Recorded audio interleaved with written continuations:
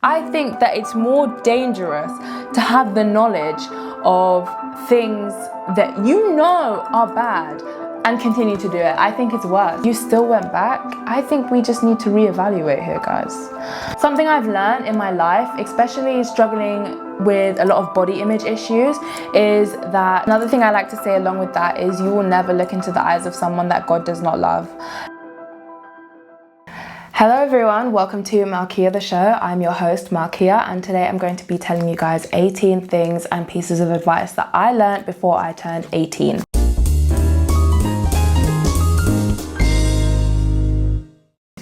So I want to just get right into it because I do not have time to waste here, guys. I turned 18 today, the day that you guys are seeing this, which is so exciting, but also I don't feel any different. I feel like this is just another blessed year ahead. I'm very excited for what the future has and what God has in store for me. So yeah, I hope you guys enjoy everything that comes from me this year. Of course, me hosting this show and hopefully giving you guys something very special, some valuable advice, and yeah, I just want to get right into it. First of all, I wanted to explain the telephone right next to me. So this is the hotline.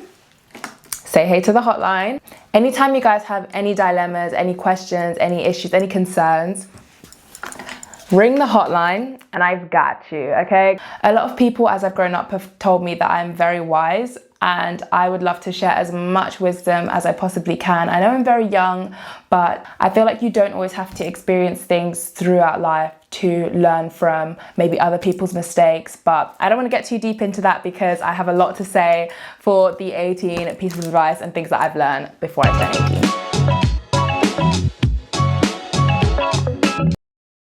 18. Number one, comparison is the thief of all joy. I will stand by this forever. Every time I've compared myself when I was younger or made some assumptions about other people that I don't even know are true and comparing them to myself, it strips away every single bit of life, joy, happiness that I have, and I'm not doing that anymore. It's so toxic for your mental health, but also your physical health as well, because sometimes it can lead to things like starving yourself or binge eating even, and I think that we want to try and stay as far away from those things as possible. I will be touching on those kind of topics later on in a couple of later episodes, because I have actually faced a lot with those kind of topics. So especially as a teenage girl, I know it can be so difficult. So I definitely want to touch on those. Number two, the longer you wait to redeem yourself, the harder it becomes. Every time I've put something off or said I'm going to do something later, it gets way worse. It literally gets way worse. Climb the mountain before you can slide down the valley. I'm telling you, you can't slide down the valley. You can't make things easier for yourself if you're not getting through the hard stuff first. There's no valley to slide down if you don't get over the mountain first. So that's my advice for you. Number three is being a 24-hour person.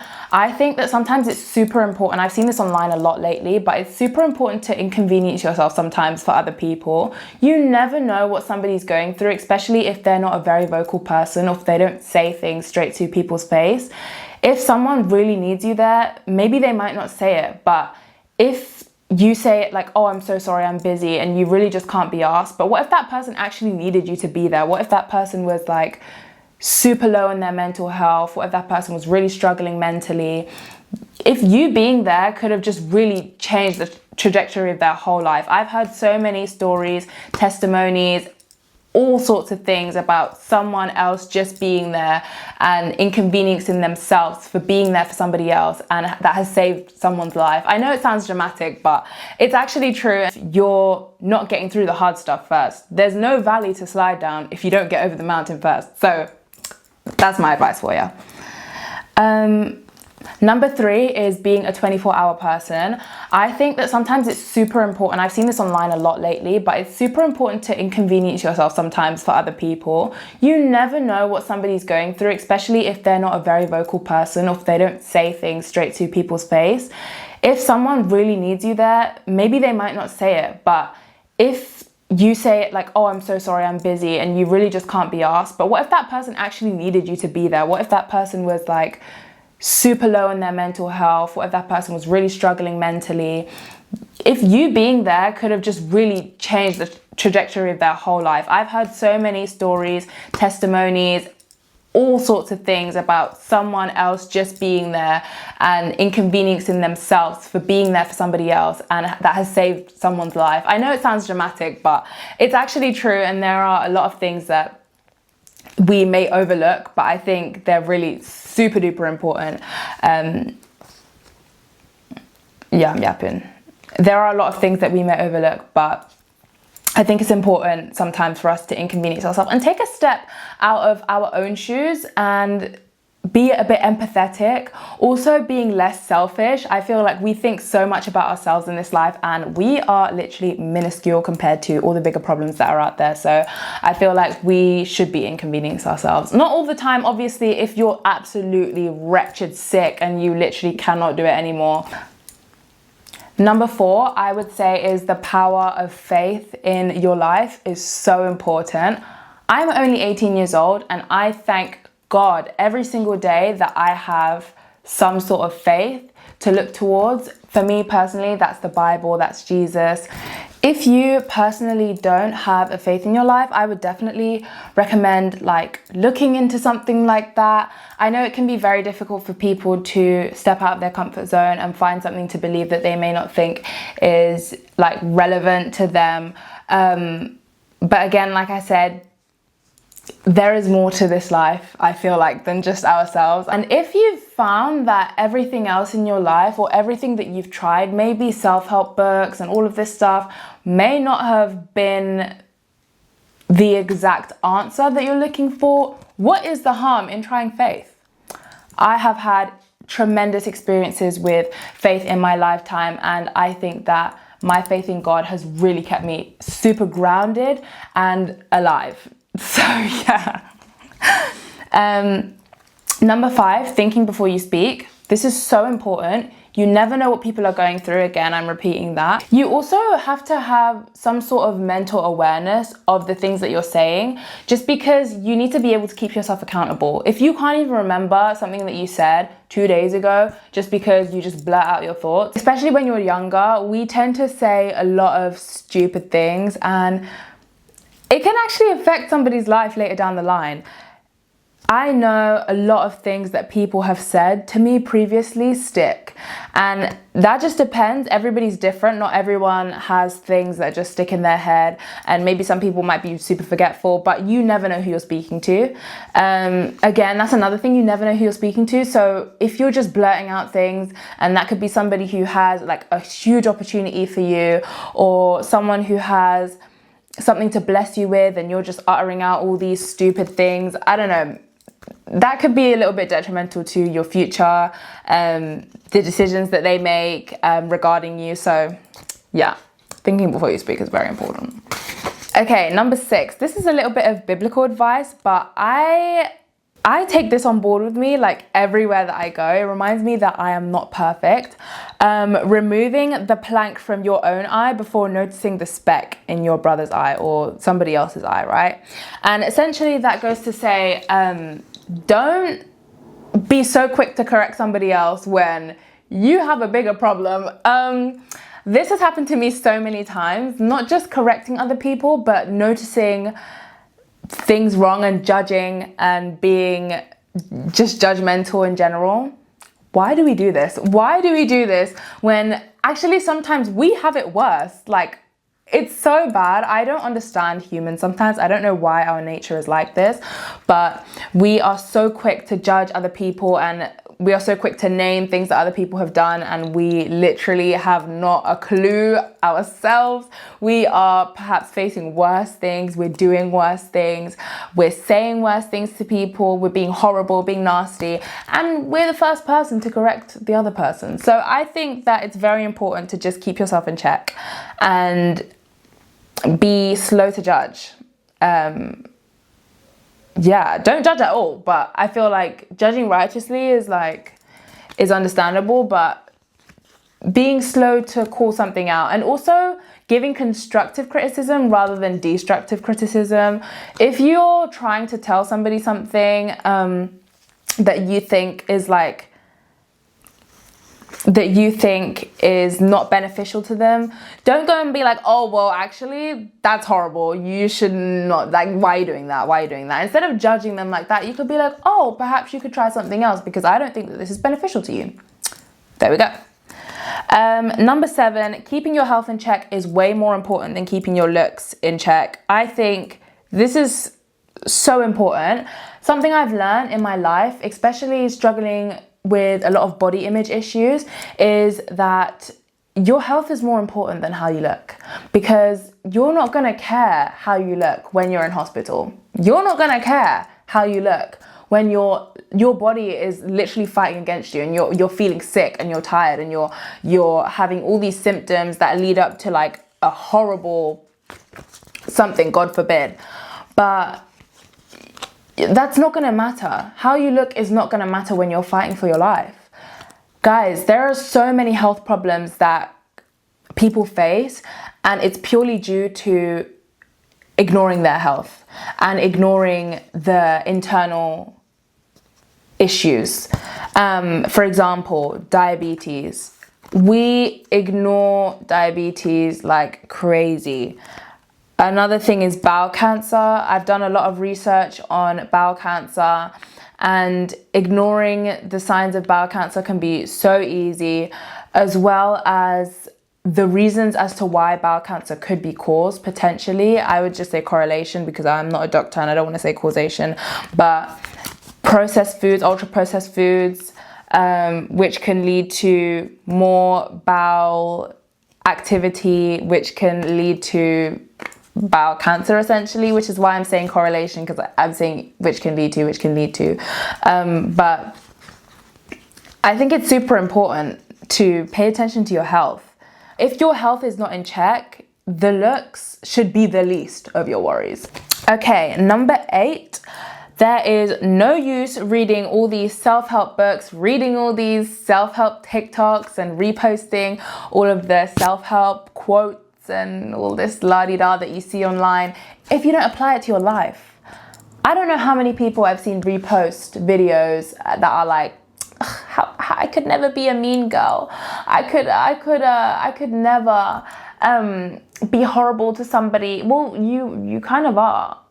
Like, you kind of are. Like, it be the meanest people sometimes. Anyway, let me not even get into that. But I think it's super important to take on board what you read and not just passively reading things and not applying them to your life. I think that it's more dangerous to have the knowledge of things that you know are bad and continue to do it. I think it's worse. Actually. I think it's really dangerous. Actually, it says it in the Bible as well. But it's so bad that you know something's wrong and you're still doing it. It eats you inside, does it not? It eats you up. It makes you feel guilty. Now, I'm not perfect. Hey, I'm not perfect. I do wrong things sometimes, and I also read a lot of self-help books, and I read the Bible a lot, and a lot of things I don't follow, not on purpose maybe, but I don't apply them to my life. And I think that can be very detrimental. We need to be applying a lot of things that we read to our life, because imagine how good of a world we would be if everyone just applied all the self-help books that they read to their life. We would be a nation with power. We would be a people with power. Anyway, moving on. Number 9, do not spin the block. Hey, we're gonna get into some relationship advice over here. Do not spin the block. Now, I am guilty of this actually, and this is why I say that it's not necessary to experience things in life to have the advice to give it out, because it's not worth it. The embarrassment is not worth it. It's so embarrassing to go back to somebody who did you wrong and you just look like the idiot. you actually look like the idiot. I'll say, hey, I look like the idiot, because you let somebody disrespect you, and yet you were just like, oh, well. And no, that's not called being nice. That's not called being nice, because you can be nice and you can leave them. You can leave it at that. You can be nice and leave somebody, but you do not have to be nice and stay. It doesn't call for you to stay. I never once saw somewhere that it calls for you to stay to be nice to somebody, okay? If someone is disrespecting you, being physically aggressive towards you, being verbally aggressive towards you, abusing your mental health, and you still went back, I think we just need to reevaluate here, guys. I think we need to learn something here, guys. We can't be doing this, okay? It's gonna eat you up. It's gonna eat you up worse than it did before. They might even do worse to you because they realize, oh, well, she can take this disrespect, so let's just do it 10 times worse because she'll just come back. No. Or he'll just come back. Hey, I don't know, maybe there are some guys watching this. There are some girls that think like that, by the way. I'm not one of them. But, hello, there we go. Number 10, we're getting spiritual here again. God is still good even when I don't understand. I could go into a whole load of life scenarios that I have had where God has just been so good. And I was just like, well, in the moment, I didn't even understand why. First of all, why God would be so gracious to me. And second of all, what was going on. Because sometimes I realized, oh my goodness, like, this is horrible. I'm in a life scenario and I hate it. And I'm like, this is so terrible. And once I get past that obstacle, I realize, wow, actually, that wasn't as bad as I thought. And also, it's always 10 times better, 1,000 times better past the obstacle. When you don't have that understanding, I think it's even better because you get more of a shock. Another thing that I saw as well online was that God doesn't give you the full torch to see the whole step. That's why the word says, your word is a lamp unto my feet. Just unto my feet, not onto my road. Because if we could see the whole road, we wouldn't need faith anymore. We would not need any more faith. Come on, preach it. We would not need any more faith to see the rest of what God has planned for us, because we would already know what to do. We would already know where to go. We already know the direction. But if we just focus on the lamp onto our feet and where we're walking, slowly by slowly, we will reach that step and we'll get a surprise. I think it's the element of surprise that really keeps me, really keeps me going. Number 11, be cautious of who and what you are attracting in your life. I think sometimes it's very important to reevaluate not just your looks, but your personality as well, how you're treating people. If you're being kind to people, I am a firm believer in you will get back the same treatment that you give to other people, even if it doesn't happen to you right then and there, which sometimes it does. Good on those people that it does happen to, but it will bite you back. And I think sometimes it's worse when it happens later, because it bites you back so hard and it's really difficult. I think that really and truly, we should really be evaluating what we attract in our life, how we are acting towards people. Also, I don't want to be this kind of person, but the way that you present yourself as well, I think is really, really important. If you leave the house and, I'm not saying that you have to put on makeup or do your hair, but if you leave the house in a bonnet and sliders, well, you're going to get the crowd of people that like bonnets and sliders. Hey, I mean, there's nothing wrong with wearing bonnets and sliders, but presenting yourself like that towards other people, that's what you're going to attract. You're going to attract the same type of people. And there's nothing wrong with if you like those type of people. I'm just saying, if that's not your cup of tea, then maybe you should reevaluate what it is that you want. If you prefer someone who appreciates modesty, I think that even if you're dressing modest and you don't get that attention that you want, that's a good thing, because that means that somebody else that does appreciate your modesty will come. That there will be that person, Just reevaluating yourself and taking a step back, looking at how you're acting towards people, how you're dressing, not just for other people, but for yourself as well. Because think about it, if you attract horrible people in your life, that's going to have a detrimental effect on your mental health. Then your mental health is bad. You can't focus on your work. You can't focus on schoolwork. You can't focus on anything else. So why would you do that to yourself? Guys, it's a knock-on effect. When you don't bring a pen to school, then you can't write, then you can't do your homework, then you can't do your homework, then your teacher shouts at you, then you go to detention, then you go to detention, you missed out on work, then you missed out on work, then you can't graduate, and then the list goes on. So let's just keep going.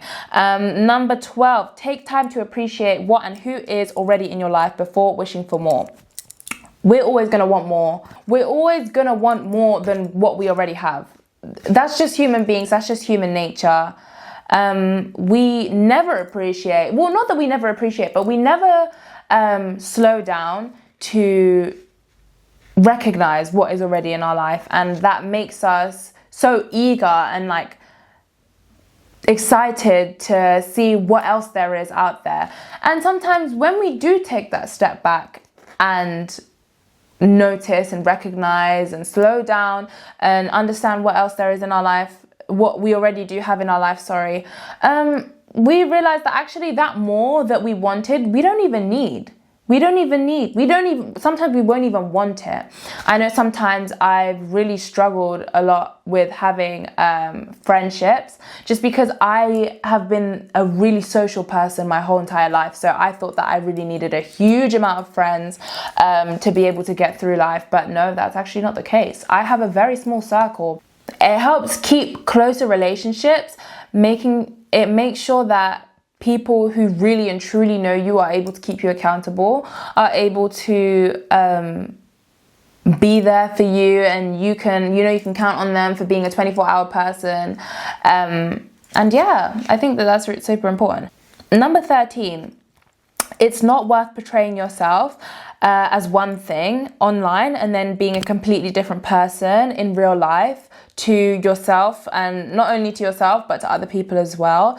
I think that I've seen a lot of people, I know a lot of people that are completely different people to who they are online. And online spaces like social media, Instagram, TikTok, Snapchat, they never used to be a thing where you can like fake your personality. It actually used to just be for socializing and connecting. But I feel like it's making it worse. It's drawing us away from real life connections. And the more that I meet people in real life that I've seen online, the more that I realize you are not who you say you are, you know? I try to be the complete opposite of that. I'm not sure how other people perceive me. I don't know. I don't know their brain.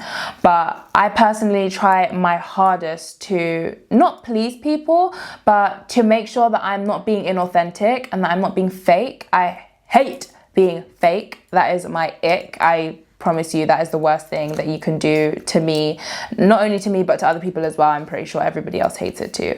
But yeah, you're only cheating yourself when you're one way online and one way to other people. You're only cheating yourself because at the end of the day you're living two different personalities, and that is pretty hard to keep up with. Yeah, I don't know how people do that. People who do that. It's definitely very hard to keep up with. So I hope that if anybody has recognized that, and that's fine. I think it's better to recognize when you do these kind of things so that you can improve. If you don't recognize, when you're going to improve, you know? Yeah, there is always room for improvement, but again, being content is very important too. So yeah, I just want to put that out there. Everything in moderation. Number 14, we're getting spiritual again, guys. Prayer can go a very long way. I know there are so many things that I've prayed for that have been answered. I literally live an answered prayer. I'm not even joking. I have a whole story that I could tell actually about my life and like how much my life has changed from being a child to where I am now. Actually, I would love to do a video like that with my mum and my sister. So if you guys want to see that, definitely let me know. But yeah, I think that prayer has tremendously changed my life. I have grown in faith in knowing that my prayers will be answered, even if they're not answered right now. Eventually, one day, they will be. And it keeps me content, it keeps me humble, it keeps me grounded, and it keeps me recognizing that I am not in control of anything that happens. Everything I do, I just give it away in prayer to God, and whatever God sees fit, God sees best for my life, He will do. And I have faith that He will make that happen.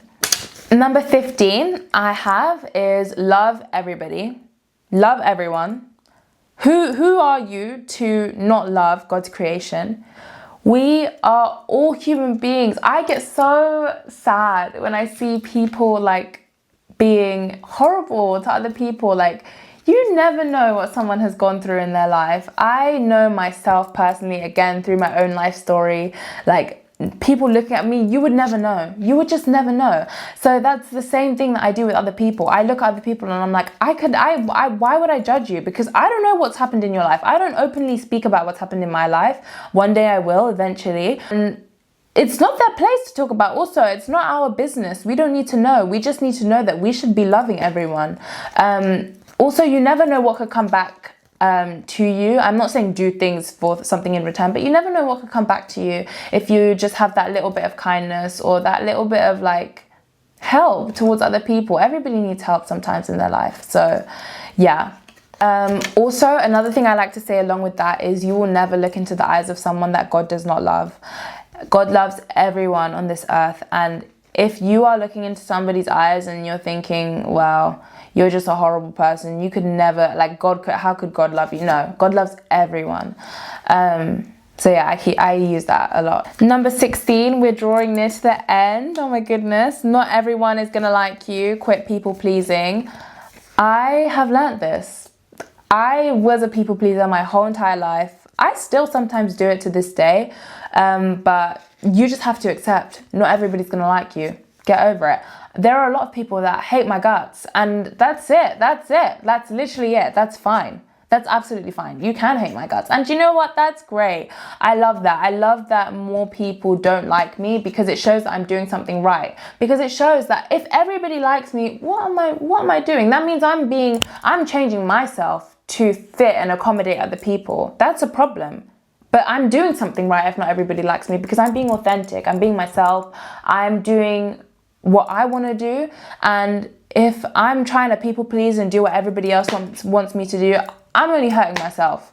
I'm only making my mental health worse. So there we go. Number 17, you do not have to personally experience it to understand. I love this one, because it just goes with empathy. You don't have to have had your cat die to understand that somebody else is going through something like that. You know, you never know. You don't have to have had that to know that. You don't have to go through a loss of a person or any sort of thing, to a job, anything, to understand what somebody else is going through, and to just be empathetic, and again, be less selfish, put your pride aside, understand what they're going through and be there for them. Again, it just all circles back being a 24-hour person, putting your pride aside, like sympathy, empathy, all of these adjectives I'm throwing in here. You don't have to have gone through something to understand where somebody's coming from. When somebody's spilling their guts to you, I'm sure they don't expect you to have gone through the exact same thing at the exact same time. Okay? I'm sure they wouldn't have expected you to go through that. That's why they're telling you. It's so that they can get a different person, outside person's perspective, so that someone can listen to them, because they know that somebody else might not have gone through the same thing. But that's why it's important to, again, be selfless. And just listen to what other people have to say. Okay, and my final 18th piece of advice. This is not all the advice that I could give. To be honest with you guys, I could sit here and do a million videos on all the things that I've learned throughout my life, which is why you guys should probably stick around. But my final piece of advice is that nobody cares how good you look if your heart is not in the right place.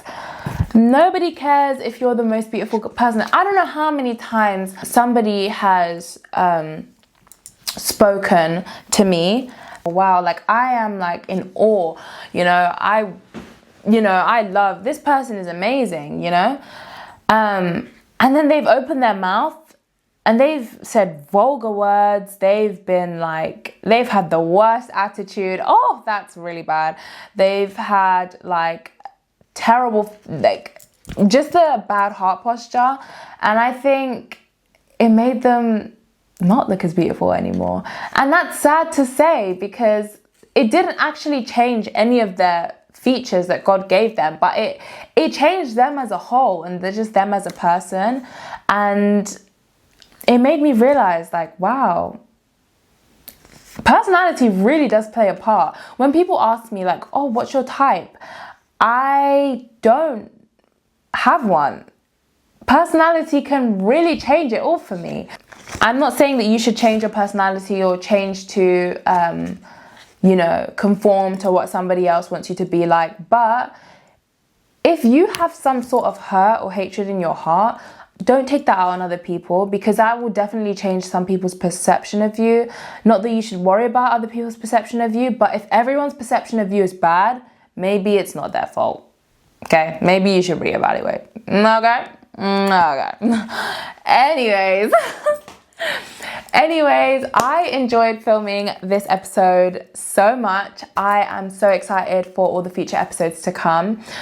I definitely want you guys to stick around and leave some dilemmas for me on the hotline, and hopefully next week we will have some calls coming in. Thank you guys so much for tuning in, and make sure to come back next week on Wednesday. And make sure to come back here next week Wednesday at 12 p.m.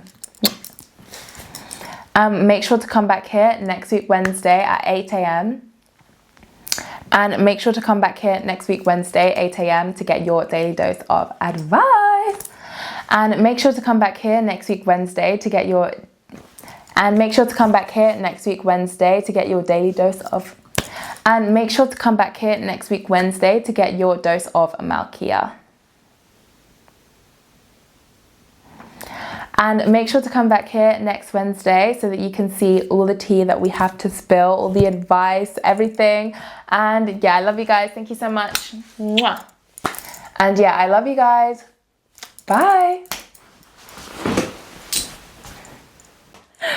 Anyways, I enjoyed filming this episode so much. I am so excited for all the future episodes to come. And make sure to come back here next Wednesday so that you can see all the tea that we have to spill, all the advice, everything. And yeah, I love you guys. Bye.